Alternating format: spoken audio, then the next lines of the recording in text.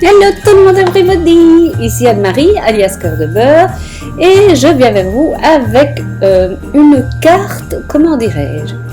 Je vais appeler ça carte en série, parce que si vous êtes comme moi et que vous avez beaucoup de cartes à faire, bien parfois on a bien besoin de faire quelque chose qui sera facile à faire en série, entre guillemets.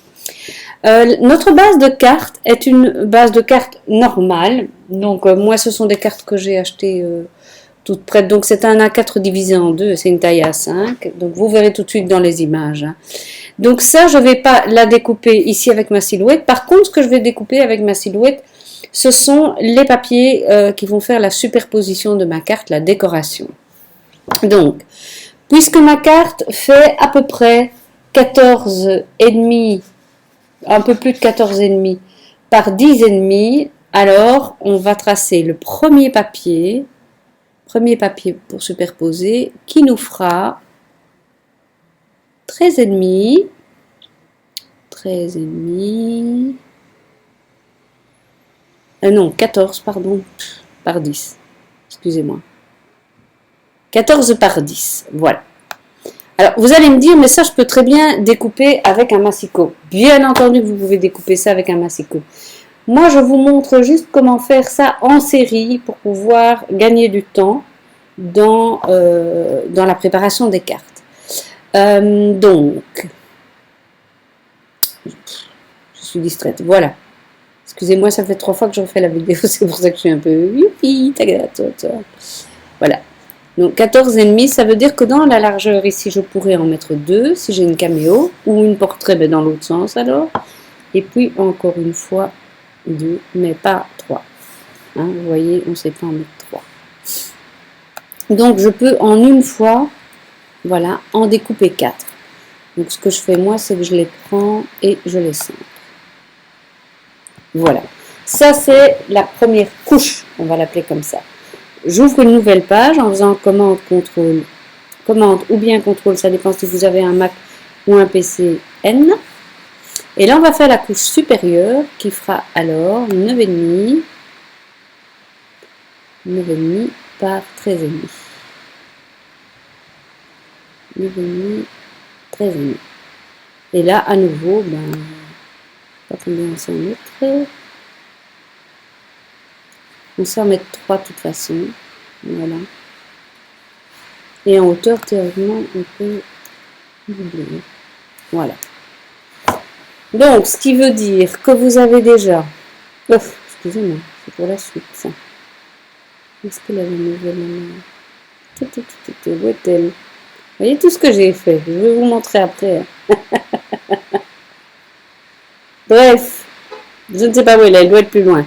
Donc, vous en avez 4 sur la première, vous en avez 6 sur la seconde, et vous calculez combien il vous en faut. Voilà. Pour ce qui est de la bande centrale, je vais vous donner les dimensions, mais je vous avoue que moi, j'ai fait ça avec du déchet. Peu importe, je vous montre quand même comment je fais. Donc, j'ai une bandelette qui fait 3 par 10,5. 3 par 10,5, qui est la largeur de ma carte. Voilà. Et de préférence identique au fond, mais vous verrez quand je vous montrerai. Et une autre, dans une autre couleur qui contraste, je fais 2,5 par 10,5. Voilà. Et ça, vous pouvez de nouveau en remplir une page si vous voulez faire ça en série. Maintenant, ce que je vais vous montrer, c'est comment faire le petit feston que vous allez voir sur certaines de mes cartes. Et vous allez voir combien c'est simple à faire. On va prendre un rectangle de 2 sur 10,5. Voilà. Ok. Et on va tracer un disque de 1 cm. Voilà. Et donc, oui, j'ai oublié de vous dire que pour ma grille, pardon, j'ai mis espacement 1, division 2, afficher le quadrillage et aligner sur le quadrillage. D'accord? Là, je duplique à droite, donc commande ou contrôle suivant que vous avez un Mac ou un PC, flèche de droite. Et j'en fais de la longueur de mon petit bonhomme ici. 1, 2, 3, 4, 5, 6, 7, 8, 9, 10. On va n'en faire que 10. Alors, ce qu'on va faire, c'est qu'on va grouper ceci. Donc, CTRL ou commande G, ou bien clic droit, grouper. Et je vais désactiver l'alignement et le quadrillage, on n'est plus besoin d'ailleurs. Et je vais le monter, voilà, de manière à ce que mes disques soient coupés en deux. Vous voyez, je vais sélectionner les deux, aller dans ma fenêtre d'alignement et mettre aligner centre. Voilà, ben j'étais bien centré. Et là, je fais un clic droit, souder. Et vous avez ainsi des petits festons pour décorer vos cartes. Et je vais vous montrer tout de suite dans la vidéo, dans la suite de cette vidéo, comment les utiliser. Donc ça, moi, je m'en suis fait une bonne tripotée parce que ça sert dans toutes les cartes si vous faites des cartes dans ce sens-là. Évidemment, si vous faites une carte dans l'autre sens, vous tenez compte des dimensions et vous en faites un plus grand. Voilà. Alors moi, j'aime toujours bien habiller mes cartes à l'intérieur. Donc, je suis allée dans ma bibliothèque et j'ai choisi Artisan Label, ben voilà. Voilà, j'ai choisi celui-ci. Et en fait, ce sont, vous voyez, oula, pourquoi il tourne comme ça? Bref, je les ai dégroupés. Voilà. Je n'ai gardé que les deux plus grands. Vous allez comprendre pourquoi tout de suite. Je ne sais pas pourquoi il s'est mis à tourner. Si parfois je fais des fausses manœuvres sans m'en rendre compte. Voilà, c'est mieux comme ça. Donc j'ai enlevé les plus petits et j'ai gardé les plus grands. Donc si je prends la dimension du plus grand, il fait 9,59 oui, par 13, 17. Ce qui pourrait très bien aller dans ma carte, mais que je trouve un chouïa trop grand. Donc ce que je vais faire, je vais sélectionner les deux, et je vais légèrement les retrécir. Voilà. D'accord? Alors, le plus clair, le plus petit sera en blanc, et le plus grand, dans mon cas, sera en bleu, turquoise, vert d'eau, je ne sais pas comment dire, turquoise clair, on va dire. Voilà. Donc celui-là, je vais le répartir sur ma feuille, autant que j'en ai besoin, autant j'en ferai de découpe. Ça, c'est simple. Mais l'autre, oh là là, ce truc. L'autre ici, j'avais envie de lui donner un petit motif pour faire un peu chouette à l'intérieur. Donc je suis allée ici, j'ai tapé tag et j'ai trouvé, voilà, ici des tags avec des petits motifs. Et moi, j'aimais bien le petit sapinou. Donc, j'ai pris le sapinou. J'ai enlevé tout ça. Je n'en ai pas besoin. Et je l'ai rétréci quand même parce qu'il est un peu grand. Voilà. Je l'ai placé en haut de mon tag, étiquette, appelez ça comme vous voulez, qui sera en blanc. Zoom. Fenêtre d'alignement. Aligner centre. Voilà. Et clic droit. Tracé composite. Voilà. Ce qui veut dire que mon fond, entre guillemets, qui sera bleu, ça fait mal aux yeux, voilà, quand je vais venir déposer celui-ci par-dessus, évidemment, attendez, je devrais le remplir de blanc pour que ce soit parlant. Quand je vais venir le mettre par-dessus, on verra le vert en transparence, et je trouve ça trop chic pour une carte. J'aime bien qu'il y ait quelque chose à l'intérieur. Bien, voici la théorie et maintenant je vais vous montrer comment mettre ça en pratique, mais aussi comment utiliser tout ce qui vous reste de chute de vos collections, puisque pour les ateliers de Noël, moi j'avais acheté toute la collection Snow and Coco et il me reste des petits bouts de ci et de ça, plus des petits bouts de papier miroir. Et donc je vais vous montrer comment j'ai exploité ça dans les cartes et préparez-vous, il y en a une tripotée. Alors, quand j'ai eu terminé mes ateliers de Noël, il me restait toutes sortes de papiers. Il me restait du papier, ceci c'est du papier cadeau tout simple à paillettes. Il me restait des chutes de papier à paillettes plus épais. Il me restait du carton miroir de chez Action. Et il me restait des die cuts qui venaient de la collection de papier. Plus encore un carnet. Regardez, il est vraiment bien entamé. Un carnet comme ça. J'en avais deux, hein. Ça c'est déjà le deuxième. Donc il me restait un tas de trucs. Et je me suis dit, ben, je vais quand même essayer d'utiliser ce que j'ai acheté plutôt que de refaire des nouvelles cartes. C'est vraiment pas la peine. Je vais en profiter aussi pour vous parler de certains produits dont je vous avais parlé dans mes achats et vous donner mon avis. Donc la première chose, on va coller le papier, le premier papier de fond, donc qui est dans mon cas l'argenté à paillettes, et j'ai utilisé ceci. Ceci est génial, honnêtement, il est vraiment génial parce que quand vous mettez votre colle, hein, je vais le faire en même temps, sinon ça va durer des plombes. Quand vous mettez votre colle, ce sont tous des petits points qui viennent. Donc c'est de chez Tombow, il faut que je vise bien par contre. Ce qui est bien, c'est que si jamais vous avez mal mis votre papier, ce qui m'arrive relativement souvent parce que j'ai pas une bonne vue, donc quand vous mettez votre papier, si jamais vous ne l'avez pas bien collé, si ça vous plaît pas, vous pouvez le décoller immédiatement. Donc vous poussez pas trop fort à la première fois et vous pouvez décoller. Je vous le montre, ça m'ennuie pas. Voilà. Mais par contre, une fois que c'est bien collé, voilà, là vous appuyez bien, vous attendez 2-3 minutes et c'est fini, vous pouvez plus le bouger, il colle super bien. Le bémol, et c'est là que j'en viens, j'ai fait 15 cartes, au bout de 12 cartes, il était mort, il n'y avait plus rien dedans. Bon, ok, j'en utilise beaucoup, donc qu'est-ce que je dirais? Pour faire des cartes en série, non. Mais pour faire une carte comme ça, vous n'avez pas envie de sortir tout le matériel, oui. 2 fois oui, 3 fois oui.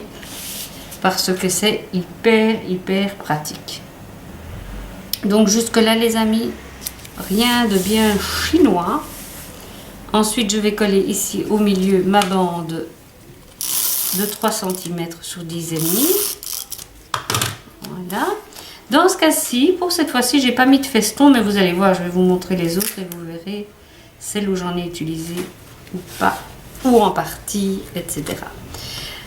Pendant que je colle ceci, le motif du milieu, et vous allez le constater, il y a un peu de tout. Parce que soit j'ai pris des motifs que j'avais dans mes die cuts, soit j'ai découpé des motifs qu'il y avait dans les papiers. Oui, j'avais acheté les die cuts, mais les tout gros. Comment ça porte un nom? Attendez. Juste là. Et j'ai 2 planches, mais la deuxième, j'ose pas l'utiliser. Comment ils appellent ça? Chipboard. Voilà. Donc j'avais 2 planches, celle-ci, je la garde intacte, je suis bête, je sais pas pourquoi. Mais bref, c'est jamais que je refasse encore des cartes après. Hein. Donc soit des chipboards, soit des trucs que j'ai découpés. J'ai aussi découpé des flocons avec ma silhouette. Voilà, pour décorer. Ici, j'ai découpé un morceau de papier dans la collection. Il y avait une page avec tous des rectangles avec des motifs. Et j'ai découpé un carton rose. Et je vais tout simplement, je l'ai découpé à 1,5 cm en plus. Ce qui me fait 2,5 mm de chaque côté. Hein, si on compte bien. Voilà. J'ai pas donné énormément de relief. Vous allez voir. Parce que j'ai pas envie que la carte s'abîme dans le transport et j'ai pas les moyens de tout mettre dans des enveloppes à bulles. Voilà, voilà. Ici non plus pas de double face, il n'y a qu'un endroit où je vais en mettre, vous allez voir. Voilà, hop. Et alors j'ai fait avec ma silhouette des étiquettes Joyeux Noël que j'ai passées dans la mink, ce qui fait que celle-ci c'est un rose gold, rose. Si vous le voyez bien. Bon bref, on va pas y passer la nuit. Et maintenant je viens avec mon avis sur... Alors, attendez, je vais l'attraper, le petit coquin. Sur ceci, vous vous souvenez, le double face, c'est génial. Franchement, il est très bien. Il colle très bien. La pellicule se décolle très bien. Rien à redire, à racheter. Je rachète. Donc, ce que j'ai fait, c'est que j'ai coupé une bande en 2. Et comme je vous disais, c'est la seule chose qui sera en relief. Voilà. Donc je ne... Vous allez voir, je vais arrêter de bavarder inutilement. Voilà. Et puis j'ai utilisé mes nouveaux Crystal Drops dont je vous avais parlé dans ma vidéo. Super génial, rien à redire, mais rien du tout. Elles ont séché en 4 heures, mais j'ai quand même préféré les laisser la nuit parce que j'avais peur qu'à l'intérieur ce ne soit pas tout à fait sec. Mais franchement, génial.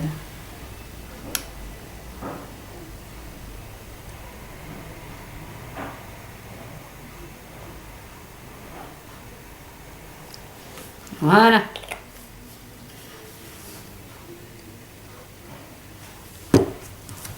Alors,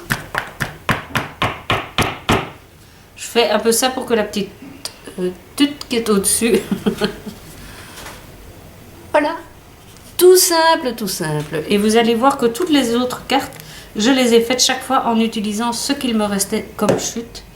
Bon, parfois c'était des grandes chutes, vous allez me dire, mais quand même. Alors, pour l'intérieur, je vais vous le montrer aussi parce que là, j'ai plus de quoi mettre à l'intérieur. Je dois redécouper. C'est parti, je vous montre. Et il y en a 15, hein, accrochez-vous. Hein. Voilà celle-ci. Avec donc l'étoile, le flocon de neige que j'ai découpé avec ma silhouette et un chipboard. Et voilà l'intérieur. Mon mari a déjà signé parce que je comptais les envoyer après avoir fait la vidéo. Donc mon mari, tiens, il y a un reflet. Je ne sais pas ce que... Ah, c'est ça. Voilà. Donc ça donne bien à l'intérieur avec cette petite découpe artisan. J'aime bien. Voilà. Et de 1. Et de 2. Je ne vais pas chaque fois vous montrer l'intérieur. Hein. Vous voyez, je varie les couleurs d'après ce que j'ai comme motif. Celle-là, je l'aime vraiment bien aussi. Et là, le Merry Christmas, il est fait avec du foil bleu turquoise, la même couleur que ça. Ah oui, voilà, je voulais vous montrer le petit feston. On le voit pas beaucoup, mais il est là. Oui, c'est vrai, ça donne mieux en vrai qu'à la caméra. Voilà. Ici, encore une autre. Avec toujours le flocon et un chipboard. On continue. Le flocon et un chipboard. Celle-là, je l'aime vraiment bien, alors qu'elle est vraiment toute simple. Voilà. Ça donne super bien.